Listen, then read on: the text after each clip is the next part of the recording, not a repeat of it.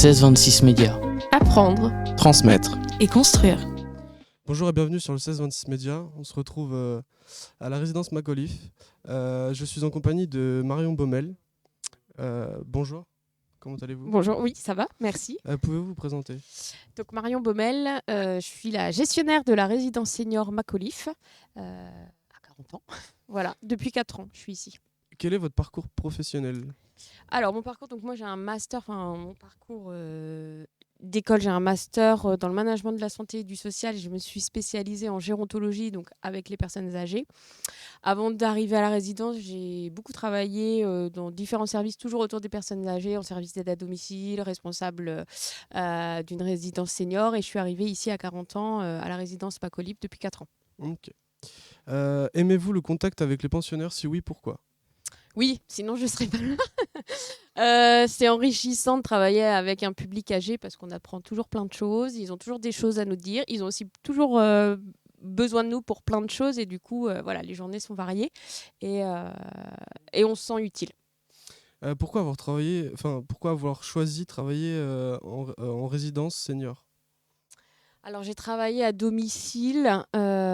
J'ai manager des équipes qui travaillent à domicile et je voulais voir aussi autre chose que du domicile et c'est pour ça que je me suis orientée vers les résidences seniors. Et ce que je trouve intéressant dans les résidences seniors, c'est vraiment c'est des personnes qui sont autonomes mais qui ont aussi besoin de nous et c'est le bon intermédiaire avant la maison de retraite, avant d'entrer dans la maison de retraite. Et c'est aussi enrichissant de travailler auprès d'eux pour mettre en place plein de choses pour qu'ils restent autonomes, pour faire des activités, pour qu'on s'amuse, pour qu'on passe des bons moments ensemble et qu'ils soient heureux d'être ici. Okay. Quelles sont vos journées types ? Journée type, j'en ai pas vraiment parce que comme on travaille avec de l'humain, ça change tous les jours. Il y a des fois où je vais être sollicitée par les résidents, par les familles, par les aides à domicile pour une personne qui va moins bien, qui est en moins bonne santé, pour autre chose, pour des problèmes de papier, les aider dans l'administratif, pour les aider pour leurs repas, pour leurs courses. Enfin, c'est vraiment, il n'y a pas vraiment de journée type. Je m'occupe aussi de tout ce qui est facturation, organisation des animations, tous les partenariats. Donc voilà, je suis un peu sur tous les fronts et j'ai pas vraiment de journée type. Ça dépend vraiment de comment, la journée au jour le jour, quoi. Ok. Comment prenez-vous en compte les préférences des résidents ? J'apprends à les connaître, on discute beaucoup, j'essaye d'être disponible pour eux. En tout cas, mon bureau est toujours ouvert pour une question, pour un renseignement. Et ça fait 4 ans que je suis là. Il y en a, ils sont là depuis encore plus longtemps que moi. Et donc, on apprend à les connaître. On connaît un petit peu leurs habitudes, un petit peu aussi ce qu'ils veulent, ce qu'ils ont besoin. Et voilà, ça se fait aussi en discutant, en étant disponible pour eux. Pouvez-vous nous donner une fourchette de votre salaire ? Une fourchette. Une fourchette ? Une petite fourchette ou une grande fourchette ? Entre 1 500 et 2 000 euros. Okay. Avez-vous des anecdotes à nous faire partager ? Des anecdotes comme ça, là, vous me prenez un peu de cours, il aurait fallu que je réfléchisse. Après, il y en a tout le temps, des anecdotes, parce que il se passe toujours des choses à la résidence. Non, moi, ce que j'aime partager, c'est les moments où on est tous ensemble, par exemple le repas de Noël ou les soirées, quand on fait des soirées, c'est vrai que voilà, on trinque ensemble, on mange ensemble, on profite, on s'amuse, on fait un petit peu la fête, et ça, c'est des bons moments, et tout le monde est heureux. Et ça fait plaisir de voir les gens heureux. Okay. Merci pour toutes ces informations. Et maintenant, accueillons les résidents. Je suis avec Madame Fache et Madame Vermelin. Comment allez-vous ? Très bien, très bien. Je vais vous poser quelques questions sur votre vie d'avant. Est-ce que la vie était plus facile à l'époque du franc ? Je pense que oui. Moi, je pense qu'elle était autrement, mais pas forcément plus facile. Quel était le rapport avec l'argent avant ? On comptait un peu de nos petits sous, c'était quand même une période difficile. Et je sais que chez moi, on ne vivait pas dans l'opulence. On calculait quand même pas mal, autant que maintenant. Okay. Oui, parce que même travaillant à deux, en couple, il fallait faire attention. On pouvait pas... Les crédits, c'était pas encore très développé. Comment faisiez-vous pour vous déplacer ? Oh bah, c'était en train, en métro. Moi, j'étais sur Paris. C'était en train, en métro, en autobus. Mais on se déplaçait facilement, beaucoup plus que maintenant. Il y avait beaucoup de trains. C'était mieux.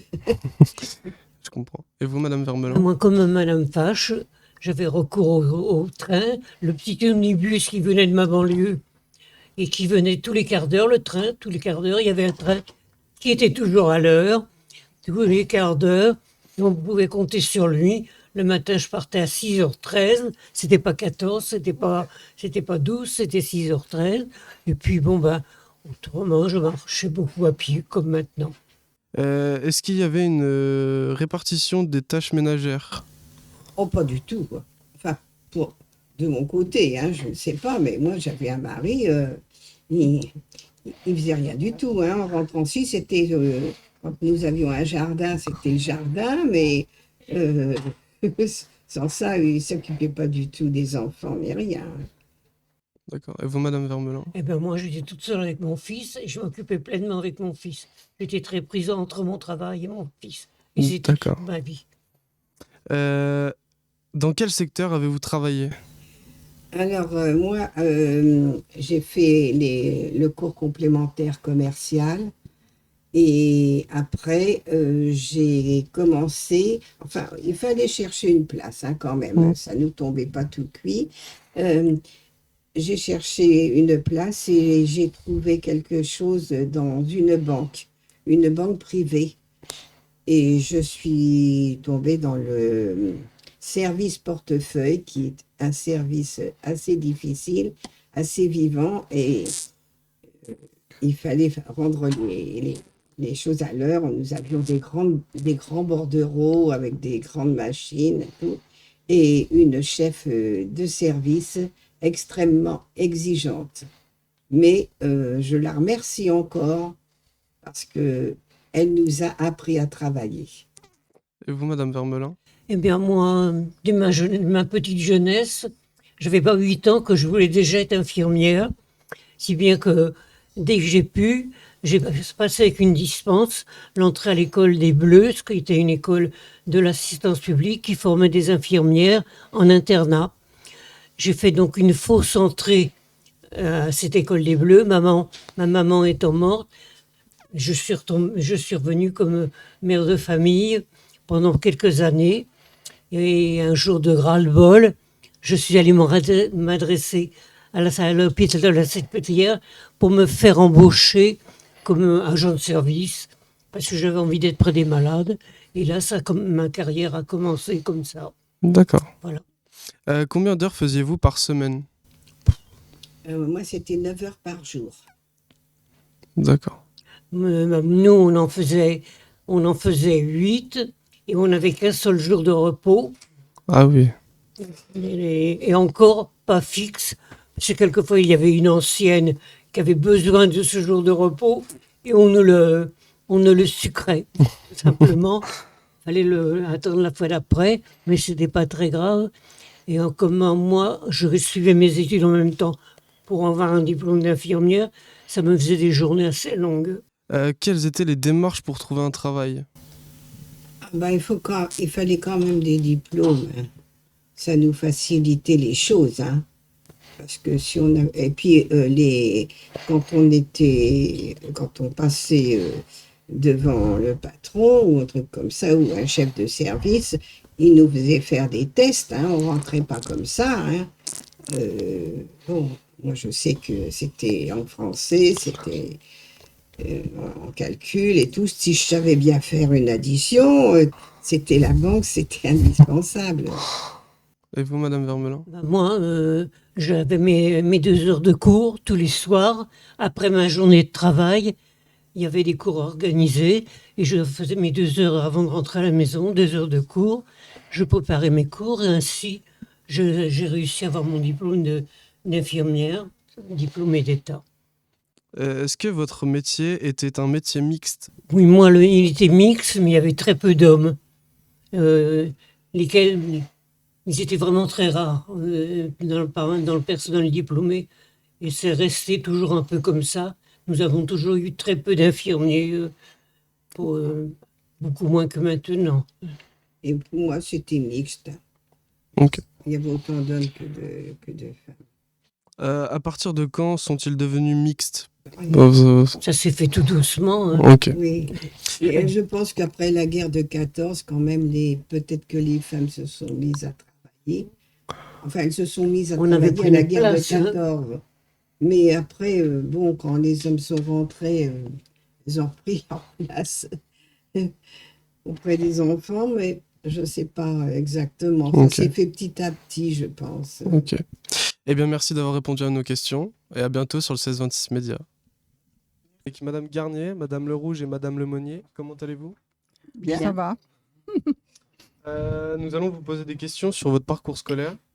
Est-ce que vous deviez porter une tenue particulière? Non. Non. Quel type de punition aviez-vous? Bon, des lignes. Des retenues le soir. Des lignes à copier. Des lignes. Qu'est-ce Des qu'on avait comme punition? Rien. On m'en rappelle pas. Ah bon? Ah bah, Est-ce que vos parents vous aidiez pendant vos devoirs? non. Non. Non, Mais mais il les surveillés. vérifiait. Il les vérifiait le soir quand il rentrait. Si c'était pas fait, on avait une autre punition. Comment était le bac avant? Le baccalauréat? Ah bah, je sais pas, moi, mes filles l'ont eu sans... Moi, j'ai pas été au baccalauréat, j'ai mon certificat d'études. Est-ce que votre éducation était différente de celle de maintenant? Oh oui. Oh oui. Oui, Oui, Non. beaucoup. Oui. c'était Je... plus sévère. Comment? C'était plus sévère. Ah oui. Bah. Et justement, quand il n'y avait pas école, quels étaient vos loisirs? Aller ramasser des pommes Oui. dans les champs, Oui. démarier des betteraves, On aidait les parents. ramasser des pommes de terre. Comment c'était les discothèques avant? On n'en avait pas. Ah bah, Non. bah, moi, En quand campagne, j'étais on jeune, en avait nous, on en avait. J'allais dans les balles, j'aimais bien, moi, le samedi soir, aller dans les balles. C'était comment? Enfin, c'était... Comment je pourrais dire? Beaucoup plus festif. Ah bah... Oh, c'est pas la même époque. C'est pas pareil. D'accord. Est-ce que vous fumiez ou buviez? Oh non, on n'avait pas intérêt. Faisiez-vous du sport en étant jeune? Un peu. À l'école. À l'école, oui. Autrement, À l'école, oui, mais pas beaucoup, non. Comment vous vous occupiez étant jeune? Vous? Les parents nous trouvaient de l'occupation, nous mettaient à ramasser de l'herbe au lapin. Oui, des trucs oui, comme on ça, faisait mais ça, pas oui. de loisirs, hein. Ouais. Avez-vous des loisirs? Non, aucun. Ah non. Aucun. Pas particulièrement. C'est quand il n'y avait pas d'école, c'était aller ramasser les pommes de terre, les Bah oui, c'est pommes, ça, tout ça. tout Oui, ce qui on- était campagne. Pour aider les parents. Voyez-vous une différence avec les loisirs de maintenant? Ah bah oui. Oui. On les mêmes, hein. On n'avait pas de tablette, on n'avait pas de ceci, on n'avait pas de cela. Merci à vous d'avoir répondu à nos questions. À bientôt. Nous sommes à présent en compagnie de Madame Fache, Monsieur Hébert et Madame Schall, pardon. Pouvez-vous vous présenter? Je suis Henriette Schall, je suis arrivée à la résidence en juin. Et puis suite à mon veuvage, et puis ma maison était trop grande, donc je suis arrivée là. Monsieur Hébert, pouvez-vous vous présenter? Oui, bien, c'est M. Hébert. Donc, je suis arrivé, moi, ça fait à peu près un an. J'étais veuf aussi. Dès que j'étais veuf, j'étais obligé de quitter mon appartement en ville à 40 ans. Et là, je me suis intégré à la résidence. Et je m'habitue bien. Madame Fache. Eh bien, moi, je suis arrivée en décembre 2020. Je suis venue, j'avais ma fille quand même qui était à proximité parce que j'arrivais de la Savoie où j'avais mes enfants, mais j'étais très fatiguée et bon, je m'ennuyais quand même de ma fille. Et je suis arrivée dans cette résidence. En plus, je connaissais une personne qui y était déjà. Et bon, elle me disait du bien de cette résidence. Et donc, j'ai décidé de venir. Ok. Est-ce qu'on s'occupe bien de vous ici, à la résidence? Absolument, on est vraiment occupé auprès de nous. On prend bien soin de nous occuper dans le bon sens. On n'a jamais le temps de trouver le temps long. On trouve toujours des jeux, des petits travaux, surtout les dames. Les hommes Nous, on est plutôt sur la belote. Nous. Non, non, on est très très bien. Nous, c'est vrai que si on a vraiment un problème de santé, on est chouchouté. Donc, comment trouvez-vous la nourriture du self? La nourriture, c'est une nourriture, enfin comment dirais-je? Industriel, quoi. Oui, voilà, industrielle, oui. Voilà, oui. donc c'est pas mauvais, mais disons que moi, je ne peux pas trop en parler parce que je suis tellement difficile. Je ne sais pas ce qu'il me faudrait pour que je mange bien, mais pour moi, c'est bon, mais il y a toujours le trop. Bon, c'est trop copieux, à mon avis. Oui, trop Ouais. copieux. Enfin, peut-être pour les messieurs. Non, mais ça dépend pour les messieurs, mais Oui, voilà. bon, ils accommodent tant qu'ils peuvent, ils font Ah oui, ce qu'ils voilà, peuvent. oui, oui. Mhm. Hein. Ah oui, c'est vrai. Nous avons une personne à la cuisine qui fait ce qu'elle peut pour nous tout à arranger, pour... Oui, mais comme pour c'est nos industriel, ils reçoivent les plats, puis ils les Ils nous réchauffent. distribuent, oui. Donc, c'est pas tellement facile pour eux, pour ceux Non. qui sont ici. Envisagez-vous de partir en maison de retraite? Ah que non, Non. j'y pense même pas. le plus tard possible. Êtes-vous casanier ou sortez-vous de la résidence? Ah, j'aime bien sortir quand l'occasion se présente. Je m'évade. Puis, comme je suis tenu, eh ben, je reviens quand même. Tout est là chez moi, pour moi. Et vous, Madame Chal? Moi aussi, je me promène le plus que je peux. Et puis, ma foi, je vais faire des courses, comme tout le monde. Oui, moi j'ai 4 filles, alors donc j'ai l'embarras du choix, mais ben, il y en a qui sont assez loin, dans le sud-manche, tout à fait dans le bas. Mhm. J'en ai de plus près, or, c'est toujours les plus près qui payent pour les Bah, autres. Enfin, ça, on partage. Que faites-vous de vos journées? Ah là, comme là, on est occupé. Un autre jour, ça sera autre chose. On fait des petits travaux manuels. Et toujours là. Des cartes, ça n'échappe pas. Et puis les sorties, si on n'a rien à faire ici, on va faire un tour dehors, surtout si le temps y est. Et puis, tous les jours, il y a des animations. Donc, on participe ou on participe pas. Oui, c'est varié. C'est C'est très bien. C'est vrai, ça. C'est varié en plus. Oui. C'est bien. On fait du lèche-vitrine, mais enfin, je Ah bah commence voilà. à les connaître par cœur aussi. Hein. On a vite fait le tour. Que pensez-vous de l'époque que l'on vit actuellement? Voilà. Ah, on Elle est essaie de se troublée. mettre à la page, mais on a du mal un peu. Bon, mais on marche en se rappelant les bons bonnes souvenirs. époques qu'on avait avant. On vient un peu sur le souvenir, quoi. Oui. Ah oui, oui. Donc, il y avait tout Moi, ce qui je se passe, c'est pas regrette, facile. Je regrette quand même quelques années en arrière quand même. On vivait mieux. Hein. Parce que là, franchement, Ah oui, là, c'est oui, oui. très troublé. Comment était la mentalité avant? Avant, on était beaucoup plus... Il y avait beaucoup plus Près de des gens. respect. C'était plus les gens. Maintenant, les gens sont égoïstes, ça. Ils se sociable. connaissaient, les gens s'ignorent, je crois, maintenant. Ils se connaissent pas, les voisins, des Oui, voisins, voilà. entre voisins, ils se connaissent même pas, souvent. C'était beaucoup C'est plus pas- convivial. Oui, voilà. Oui, De et notre puis temps, les, oui, c'était convivial. les gens respectaient beaucoup Voilà. mieux qu'avant. Et il y avait beaucoup d'aide entre les personnes, le voisinage et tout ça. Puis on Et était maintenant, plus beaucoup. dévoués. C'est vrai, on se rencontrait Ah plus oui, facilement. oui, oui. Avant, franchement, On allait au-devant des gens, que maintenant, ils s'ignorent. Et, on dirait qu'ils se sentent gênés, là, ils ne veulent pas aller embêter. Non, puis ils sont méfiants aussi. Voilà. Il y a tellement de choses qui se passent. Ça. et encore, je trouve que sur 40 ans, les gens sont assez déférents avec les personnes âgées. Ah oui, oui c'est vrai.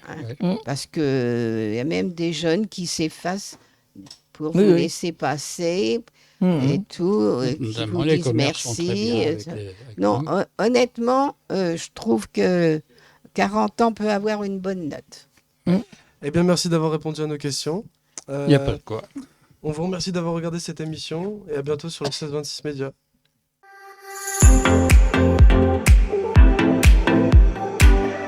Bonjour, je suis Driss. Je suis à la résidence Macauliffe en compagnie de Madame Villan. Bonjour, comment allez-vous? Eh ben, aussi bien que possible. Si vous le voulez bien, je vais vous poser des questions sur votre vie d'avant. Comment aviez-vous un revenu constant? Ben écoute, Eh ben, tout est conditionné. Dans nos exploitations, on est conditionné par les marchés de ce qu'on vend. Donc ce qu'on a produit dans les meilleures conditions, essayer de travailler dans les meilleures conditions, conditions physiques aussi, conditions de l'exploitation, tout ça est un tout pour que l'exploitation soit rentable puisse faire tourner une exploitation, quoi. Comment transportiez-vous les animaux quand vous les vendiez? Les transports, par exemple, quand on vend des bêtes, maintenant, déjà à ce temps-là, c'était l'acheteur, les marchands de bêtes qui venaient chercher les animaux qui étaient vendus, soit pour éventuellement des jeunes pour la reproduction, ou bien pour des bêtes qui sont vendues à la fin de leur carrière pour la boucherie, quoi. Donc c'était l'entreprise qui venait les chercher, quoi. Donc, Quel était votre rôle au sein de l'exploitation? je me rends compte que j'ai quand même eu beaucoup de chance parce que mon mari il n'aimait pas vraiment son métier, mais il était polyvalent, il était très habile pour beaucoup de choses. Alors donc, et puis il faisait quand même son travail très bien, c'était quelqu'un de consciencieux, mais c'est pas quelqu'un qui a vraiment vécu avec plaisir d'une façon vraiment détendue, quoi, sa profession, quoi. Jeune, il aurait voulu faire autre chose, ça c'est sûr, il me l'a dit combien de fois, quoi. Quelles étaient vos heures? Combien d'heures faisiez-vous par semaine? C'est une chose qu'on n'a jamais calculée, hein, jamais. Où était située votre exploitation? C'était une grande ou une petite exploitation? Je suis de la région du côté de Cherbourg, donc c'était des fermes plus petites que par ici. Hein, David, c'est ça, hein, sur Cherbourg. Quand même, que ici on était dans le Cotentin, c'était des grandes exploitations, donc il y avait du personnel. Est-ce que votre métier était un métier mixte? Ben, ça a commencé quand même, oui, ça a commencé. Oui, c'est pareil, c'était conditionné aussi beaucoup par la grandeur de la ferme. Ici, la maîtresse de maison, elle était plus maîtresse de maison, mais n'allait pas forcément à la traite, hein. Il y avait du personnel, ça. Je l'ai entendu depuis qu'on a fait vous avez fait l'interview. Chez nous, il y avait du personnel, il y avait deux ou trois ouvriers. Que chez nous, dans la HAC, c'était plus familial. On n'était pas malheureux pour autant, mais c'était différent, hein. Eh bien, merci Madame Villan, et à bientôt sur le 1626 Média.